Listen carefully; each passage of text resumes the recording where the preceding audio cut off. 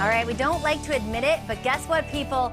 We're getting older. We can try to fight it with creams and beauty products like I do diligently every night, but I am getting older, and so are you. We get a lot of advice on health and financial situations, but what about our emotional well-being? Well, we've got licensed psychologist Dr. Lauren Mason here from the Mind Spa South to help us out here. Thanks so much for joining us. Thanks for having me again. Okay, so as we age, I mean, there's a lot of things that we're dealing with. We think that we're invincible, but there are going to be new health concerns and new living conditions, things like that. So how do we kind of stay focused and stay well in our mind?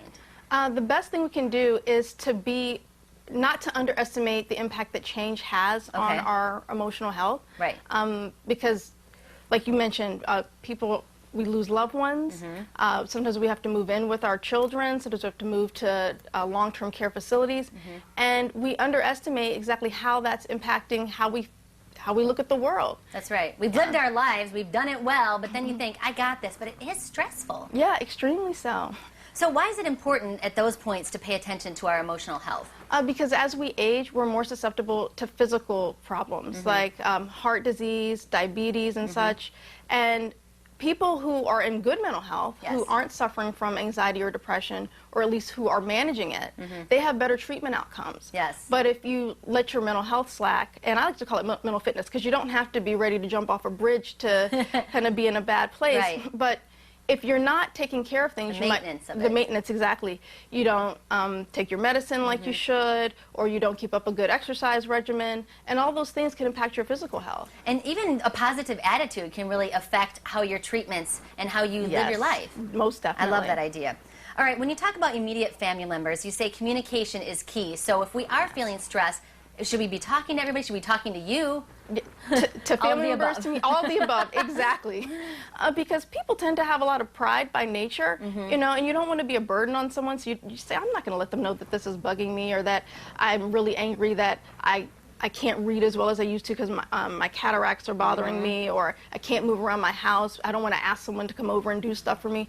But in reality, you've got to let people know that you need help, because they can't help if you don't ask, and if you don't get the help you need, other parts of your life are going to slack. And I can imagine, especially as the matriarch of the family, the pride really does play a big part. So is that something we could go see you about and maybe talk to a psychologist about? Most definitely. So how can we stay focused and really put that pride aside? And do you have like little tips for us to really kind of just be able to move forward and be okay with the aging process? Mainly, it's self-acceptance, but before you accept yourself, you have to be aware of yourself and understand exactly what you're thinking and feeling at any given time, because at that point you can determine if your thoughts are rational or irrational, and if you need some help kind of setting them right.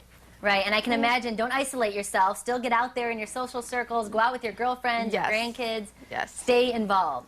Absolutely. All right, and speaking of going out, you have a special event. What's going on? I'm having something called Staying Mentally Fit as You Age. Okay. And that's important because, as I mentioned earlier, as you age, you become more susceptible to other physical illnesses. And so I'm presenting down at Naples Regional Library on September 29th, and I'll be giving you some tips to manage yourself as you age. So anyone should go there? Anyone can go, but especially if you're someone who's caring for an older person, a loved one, then this is for you. All right, how can we get a hold of you at the Mind Spa South? www.mymindspa.net and 239-307-0886. All right, Dr. Mason, thank you so much for joining us. Always a pleasure to have you. Thank you. All right.